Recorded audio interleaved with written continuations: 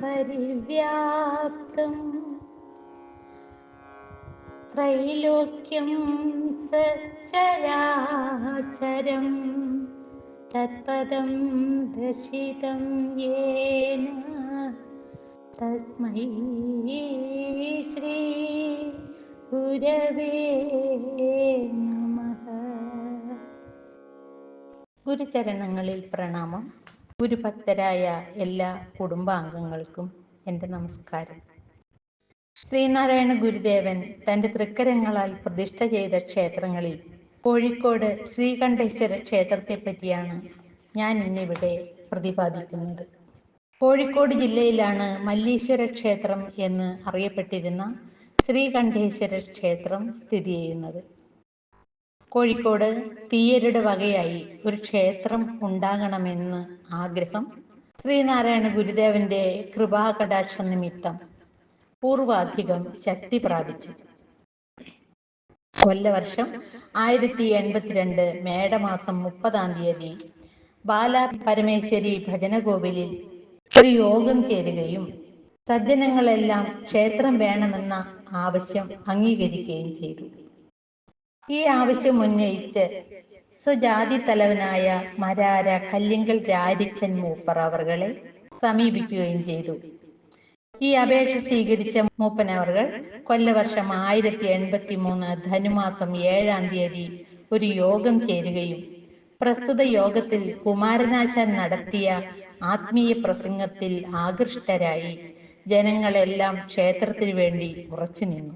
അന്നത്തെ യോഗ തീരുമാനപ്രകാരം ക്ഷേത്ര നിർമ്മാണ കാര്യത്തിൽ ഒരു കാര്യനിർവാഹ സംഘത്തെ ഏർപ്പെടുത്തുകയുമുണ്ടായി. ക്ഷേത്ര നിർമ്മാണത്തിന് വേണ്ടിയുള്ള സ്ഥലം കണ്ടുപിടിക്കുക എന്ന വിഷമമേറിയ പ്രശ്നവും ഗുരുദേവ കടാക്ഷം കൊണ്ട് അനായാസം പരിഹരിക്കുവാൻ കഴിഞ്ഞു. ഇതിനുശേഷം രാരിച്ചൻ മൂപ്പർ ഗുരുദേവനെയും കൂട്ടി ക്ഷേത്ര നിർമ്മാണത്തിന് ഉദ്ദേശിച്ച സ്ഥലം കാണിച്ചു കൊടുക്കുകയും അതിലേറെ സന്തുഷ്ടനായ ഗുരുദേവൻ ക്ഷേത്രത്തിന്റെ ശ്രീകോവിൽ ഇവിടെ തന്നെ ആകട്ടെ എന്ന് കൽപ്പിക്കുകയും ചെയ്തു. കൊല്ലവർഷം 1083 ധനുമാസം 12 വെള്ളിയാഴ്ച അനേകായിരം ഭക്തജനങ്ങളുടെയും വാദ്യഘോഷങ്ങളുടെയും സാന്നിധ്യത്തിൽ ഗുരുദേവനെ ക്ഷേത്രസ്ഥാനത്തേക്ക് ആനയിച്ചു. മുഹൂർത്ത സമയത്ത് കുറ്റിവയ്ക്കേണ്ട സ്ഥലത്ത് ഗുരുദേവൻ ഒരു പുഷ്പത്തെ വയ്ക്കുകയും ആ സ്ഥാനത്ത് ഗുരുദേവൻ സ്വന്തം കൈകളാൽ കുറ്റിവയ്ക്കുകയും ക്ഷേത്ര നിർമ്മാണ പ്രവർത്തനങ്ങളെ അനുഗ്രഹിക്കുകയും ചെയ്തു. ഇതോടൊപ്പം ഭക്തജനങ്ങൾക്ക് ആരാധന നടത്തുവാൻ ഒരു കൊച്ചു കോവിൽ ഏർപ്പെടുത്തുകയും ചെയ്തു. കുറ്റിനാട്ടൽ കഴിഞ്ഞ് 8 മാസം കഴിയുന്നതിനു മുൻപ് കൊല്ലവർഷം 1083 ചിങ്ങമാസം 2 തിങ്കളാഴ്ച തുലാം രാശി സമയത്ത് ബ്രഹ്മശ്രീ ചൈതന്യ സ്വാമികൾ ശിവക്ഷേത്രത്തിന്റെ മുഹൂർത്ത കല്ല് വച്ച് അനുഗ്രഹിച്ചു. ക്ഷേത്ര നിർമ്മാണ പ്രവർത്തനങ്ങൾ പ്രതീക്ഷകൾക്ക് അതീതമായി പുരോഗമിച്ചുകൊണ്ടിരുന്നു. 1910 മെയ് 11 ബുധനാഴ്ച രാവിലെ മുതൽ തന്നെ കാഴ്ചദ്രവ്യങ്ങളും അഭിഷേക സാധനങ്ങളുമായി ജനങ്ങളുടെ മഹാപ്രവാഹമായിരുന്നു. ഒരു ചരിത്ര നിമിഷത്തിന് സാക്ഷ്യം വഹിക്കാൻ കാത്തുനിന്ന വമ്പിച്ച ജനാവലിക്ക് മുൻപിലേക്ക് പ്രതിഷ്ഠാകർത്താവായ ബ്രഹ്മശ്രീ നാരായണ ഗുരുദേവൻ എഴുന്നള്ളി ക്ഷേത്രമുറ്റത്തെ പരിപാവനമാക്കി.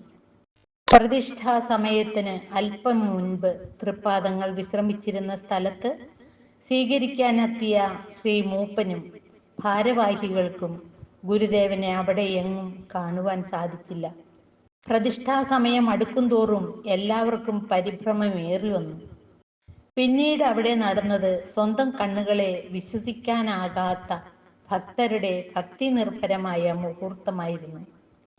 ജനാവലികൾ നോക്കി നിൽക്കെ പ്രതിഷ്ഠാകർമ്മം കഴിഞ്ഞ് ഗുരുദേവൻ പുറത്തു വന്ന് എല്ലാം ശരിയായി എന്ന് അരുളി ചെയ്തു. അപ്പോൾ മാത്രമാണ് അവിടെ തടിച്ചുകൂടിയ ജനസഹസ്രങ്ങൾ പ്രതിഷ്ഠാകർമ്മം കഴിഞ്ഞ വിവരം അറിയുന്നത്. തൃപ്പാദങ്ങൾ അപ്പോൾ തന്നെ അവിടെ നിന്നും യാത്ര പുറപ്പെടുകയും ചെയ്തു. പുത്തൻ പ്രതിഷ്ഠ കഴിഞ്ഞ ക്ഷേത്രത്തിന് അനുയോജ്യമായ നാമം പിന്നീട് അറിയിക്കാം എന്ന് കൽപ്പിച്ചതനുസരിച്ച് ഗുരുദേവൻ അരിവുപ്പുറത്തു നിന്ന് എഴുതി അറിയിച്ചതാണ് ശ്രീകണ്ഠേശ്വര ക്ഷേത്രമെന്ന് സുപ്രസിദ്ധവും പരമപവിത്രവുമായ ഇന്നത്തെ ക്ഷേത്രനാമം. കോഴിക്കോട് ശ്രീകണ്ഠേശ്വര ക്ഷേത്രത്തിന് വടക്കുഭാഗത്തായി മനോഹരമായ ഒരു ചിത്ര മണ്ഡപ തടാകം സ്ഥിതി ചെയ്യുന്നു. ഉത്സവകാലത്ത് പള്ളിവേട്ട ദിവസം ഈ തടാകത്തിൽ തൈപ്പോത്സവം എന്ന അപൂർവ ആചാരവും നടന്നുവരുന്നു. ക്ഷേത്രത്തിന്റെ തെക്ക് കിഴക്ക് ഭാഗത്തായി ശ്രീനാരായണ ഗുരുവിഹാരം സ്ഥിതി ചെയ്യുന്നു.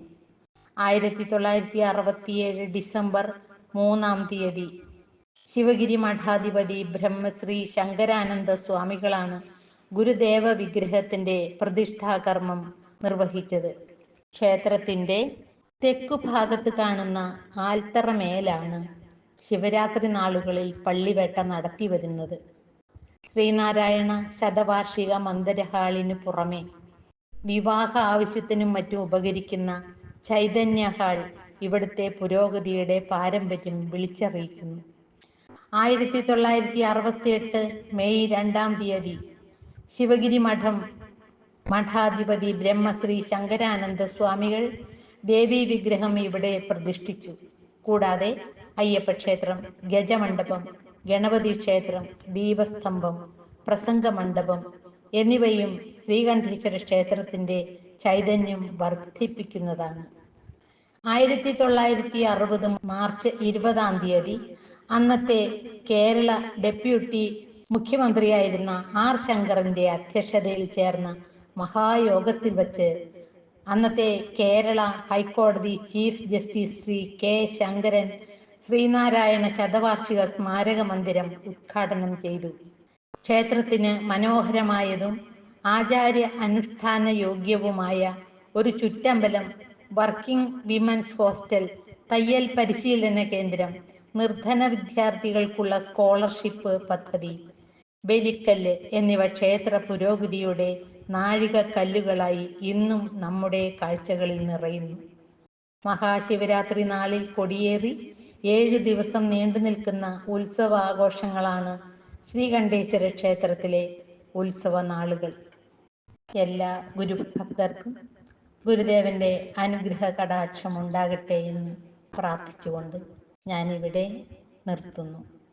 ഓം ശ്രീനാരായണ പരമഗുരവേ നമഃ.